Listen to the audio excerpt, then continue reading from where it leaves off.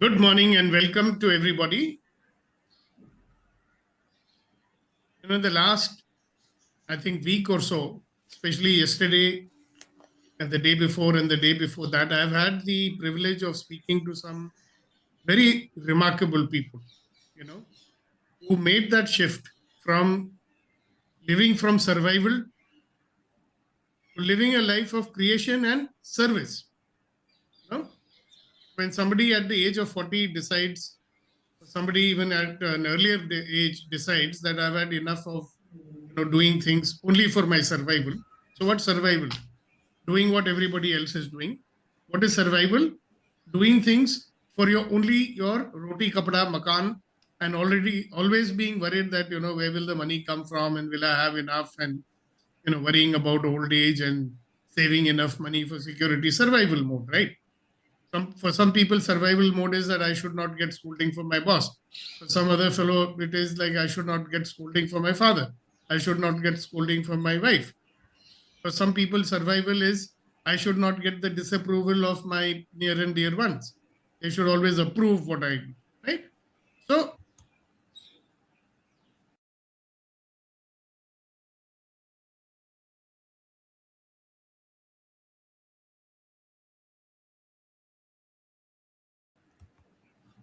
when we are operating from survival, I doubt if we are listening to our heart. We are only listening to the logic which has been implanted in us over the years, right? And conforming to what other people are doing. Now, people are, helter skelter running around survival like rats in a maze, right? So, some people at some point say, listen, am I getting any satisfaction out of it? Right? So, they choose to create something in life. Now, the very interesting thing that I saw in these people is that they realized the value of service. Okay. And even our own Mr. Sareen, who comes to our calls every morning, as an engineer, he decided to do that, right?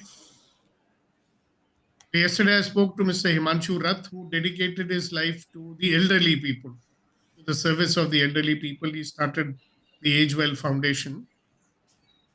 I spoke to Colonel Seva Singh, who dedicated himself to teaching yoga. Right? I spoke yesterday to Mr. Pradeep Kashyap, my ex-boss from my Bosch days, and he dedicated his life to the upliftment of poor, especially the poor farmers. And he got to be known as the father of rural marketing in India. Now, the very interesting thing is that these people, when they shifted out of the survival mode, survival never became an issue. I mean, they didn't even think about it. In fact, they started thriving in every possible way. So you can listen to their interviews. I'll be posting them soon. One of them is coming today. Seva Singh's has come already. And you will realize that, when we give up our hankering for only surviving, then real fulfillment, real thriving, real happiness, real satisfaction comes into our life.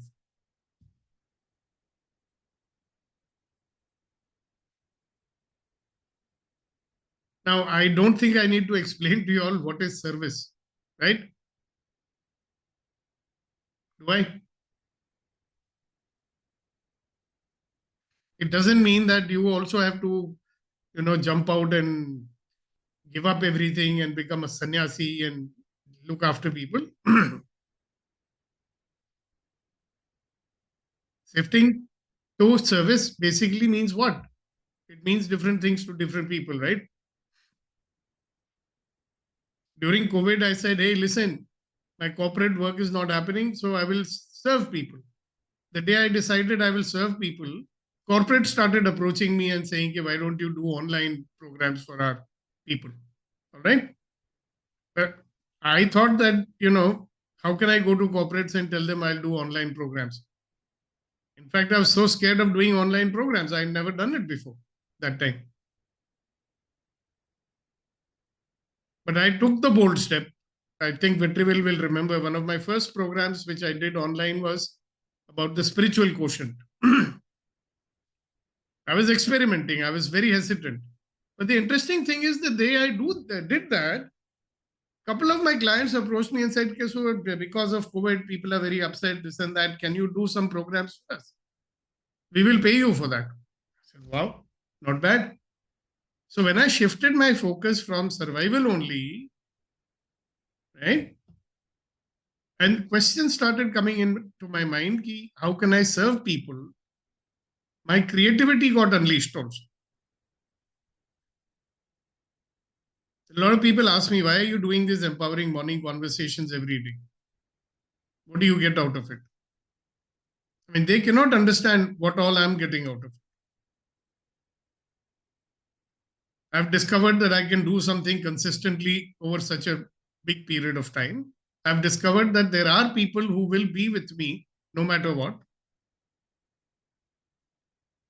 I've discovered so much of the hidden knowledge, even something which I didn't realize, which I'm giving away. Now, people tell me things, oh, but others will listen to you and copy it. I said, so what?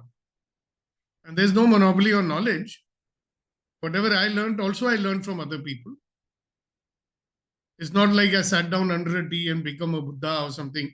So I'm not one of those people who will learn something from someone and then copyright it. There's one famous guru who learned from very Maharishi Yogi, what's his name? Yogi, right? He learned the process from him. He was his Shishya. Then he went and copyrighted it. Right? What's the need for that? If you can take something and do it better than I can, wow. I mean, I'll be so happy,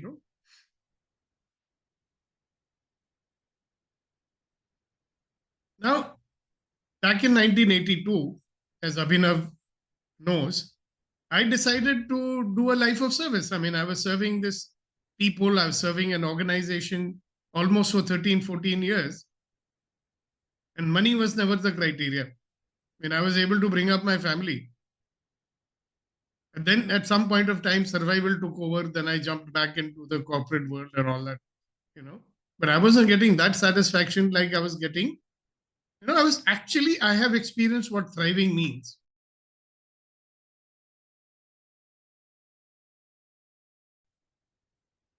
And I'm happy to tell you that I'm now very happily experiencing thriving again because it's very clear that all I want to do is serve people.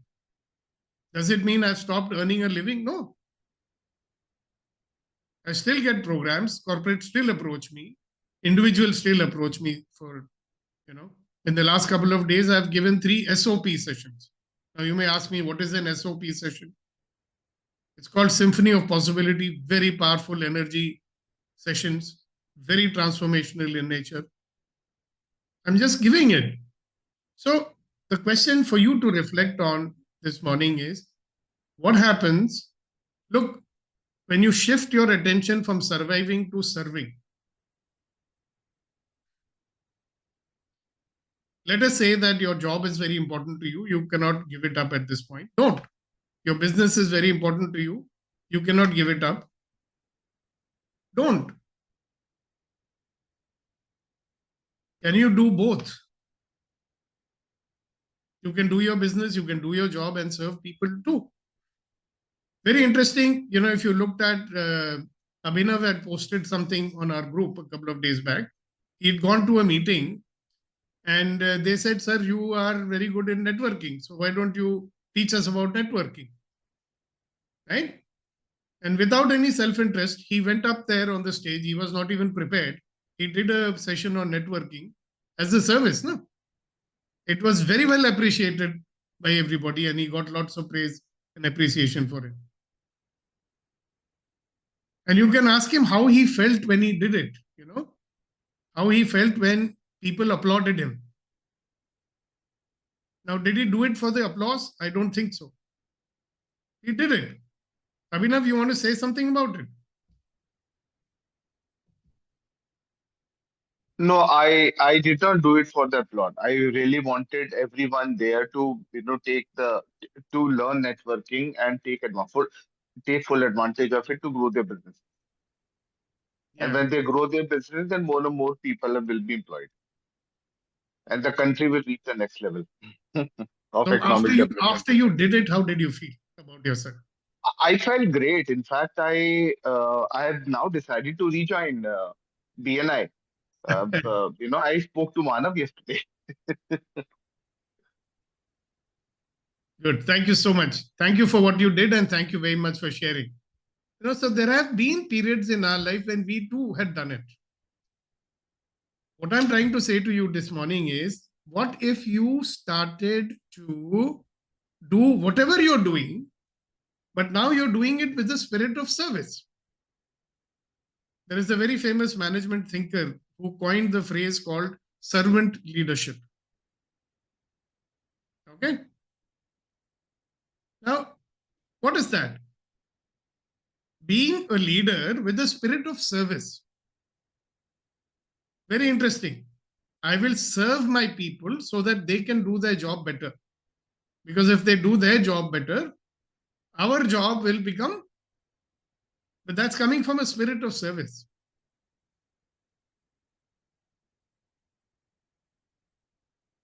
And very interestingly, I believe that the moment you shift your attention from only survival, which in Hindi we say, mera, mera, mera, mera, or I, me, mine.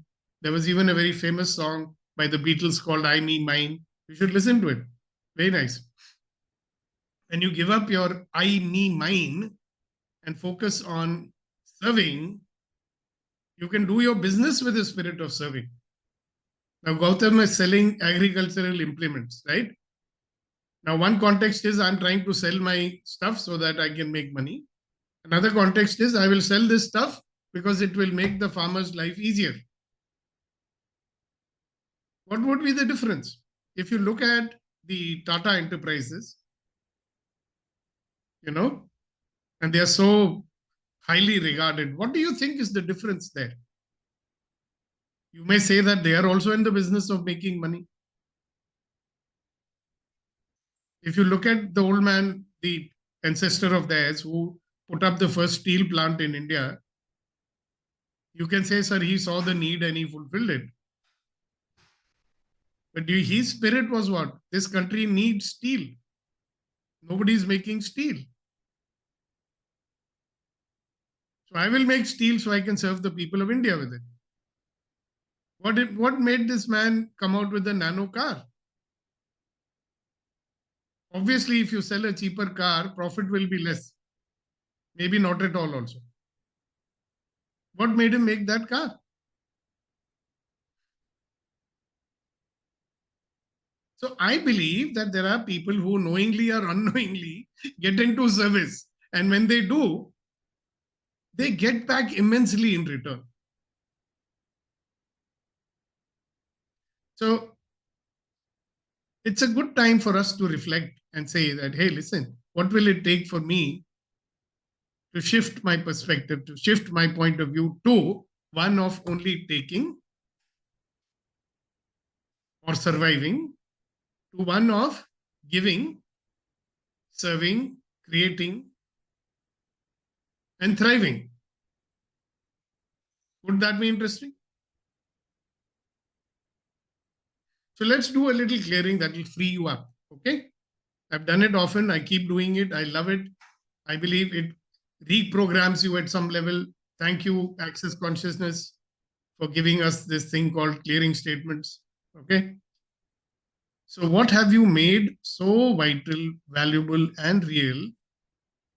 So, I'll repeat that. What have you made so vital, valuable, and real about your judgments, your decisions, your conclusions, and your computations that will never allow you to live a life of infinite possibility? Everything that is times godzillion, will you destroy and uncreate it all, please? Right and wrong, good and bad, pot and pork, all nine shorts, boys, poads, begin creations and beyonds.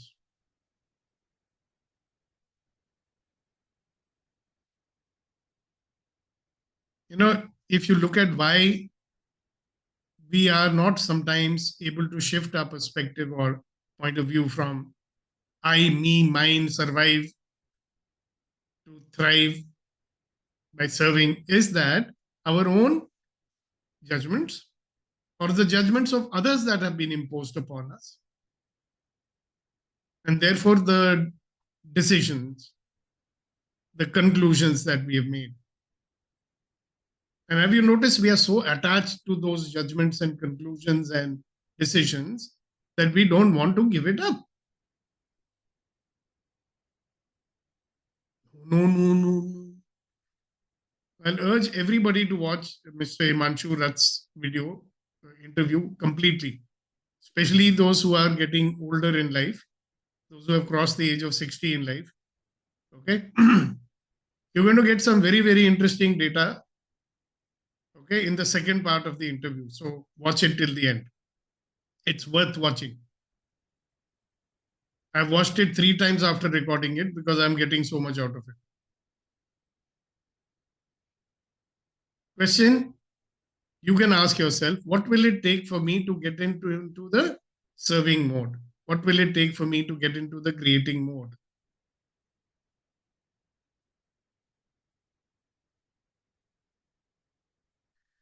So let's have some very quick sharing from you. Those who are watching us later on YouTube can put your comments on the comment box. Those who are watching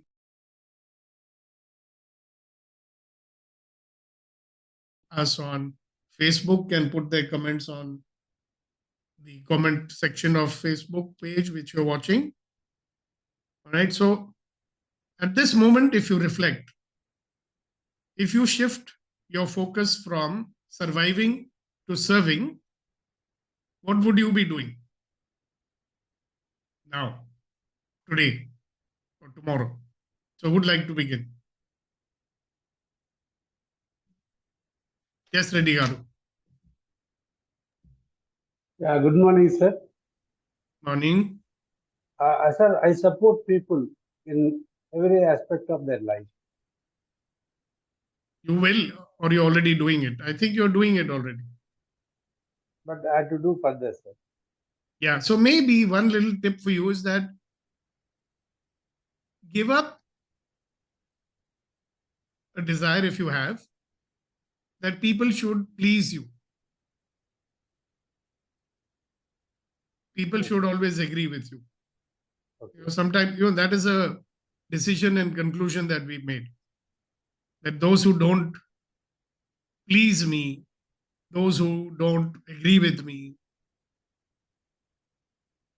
some automatic reaction comes up, right? If you gave that up, you'll be able to serve people better. Yeah, that's a little bit of advice. Thank you, sir. Yes, Colonel Raj. Namaste and good morning to everyone. Namaste. This topic, servant leadership, I have not heard it before, but it's good I heard this servant leadership concept. And when I relate it to my own experience, 3 things which emerges. Firstly, the organization army, the people who go there largely go there in the initial stages. One is the fad to serve in army, but largely it is for livelihood. There is an employment, and especially for the ranks who are in the Jawan, who join as a Jawan, it is a major employment. So they go there. So they are also joining a government, employment.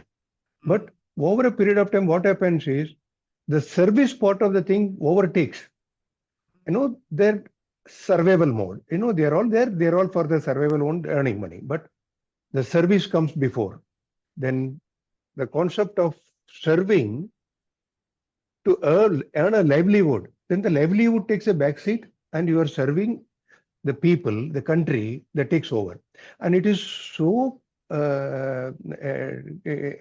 significant that the guy ready to give his life, for the nation. Because how many people who earn would like to give their life to the company or any other organization there? So this is where the service orientation comes, the commitment comes there. When I came out of organization, subconsciously we were all looking at my organization as a place where I am earning my livelihood. So my service to the organization should be boundless. It cannot be limited by anything. So it is not beyond that 8 hours, 9 hours of time. It has to go beyond that if the organization demands. Because at the end of the day, I am there to serve. The serve means it is not only the company, the people who make up the company. It could be somebody who's working under me or in the peer group, it's a thing. So when I interacted with the people, I always felt, I am helping him to do better. In that bargain, I am helping myself do better. It is kind of a subconscious reciprocal action happens in an organization. If I go out of my way to help somebody, I see sometimes somebody is coming out to help me. When I left army, I didn't know anything about Excel, but the corporate survived only on Excel. And there is a guy who used to stay back in office, very junior guy, very good in Excel, used to stay back, he used to sit with me, and he started teaching me how to type a letter on Excel, leave alone the data management, how Excel can be used to make a letter, and how the letter, that's what he taught me.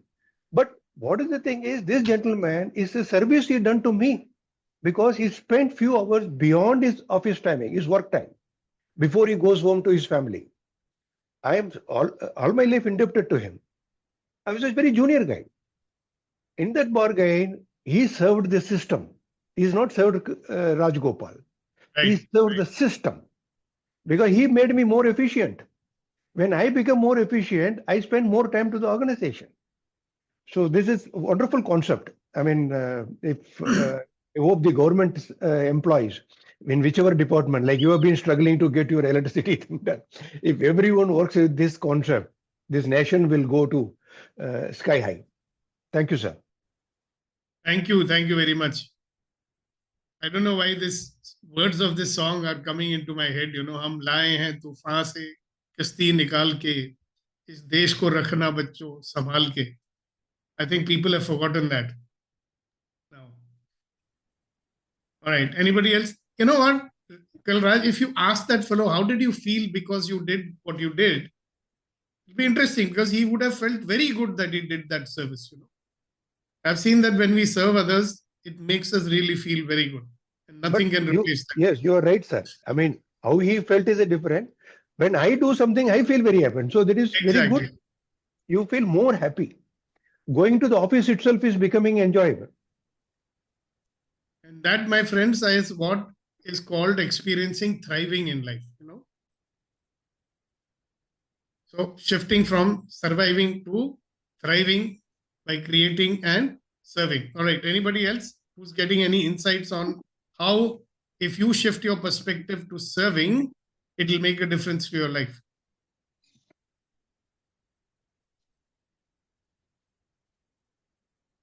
Nothing?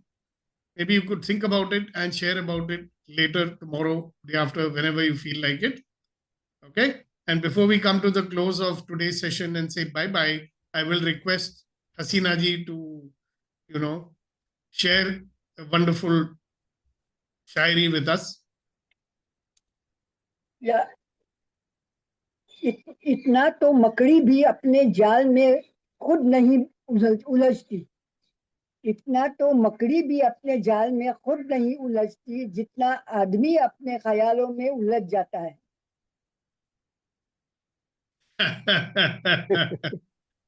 On that note, thank you very much for being there, and I will look forward to seeing you again tomorrow morning at 7 a.m. Thank you very much.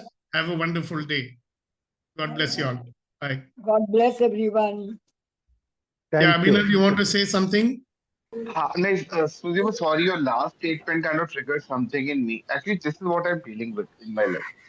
Okay. What great can I do? Because even few days back, my dad told me, "Are itni maramari kyun kar rahe ho yaar? You have enough to live your life, hai na?"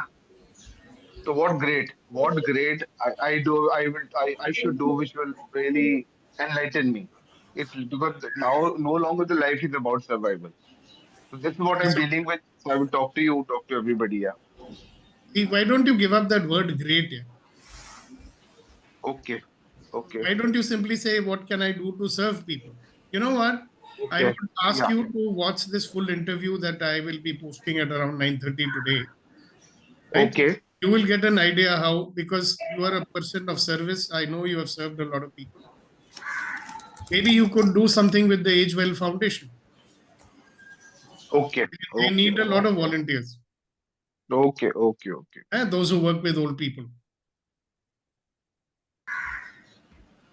All right. So see you tomorrow. Bye bye. Bye bye.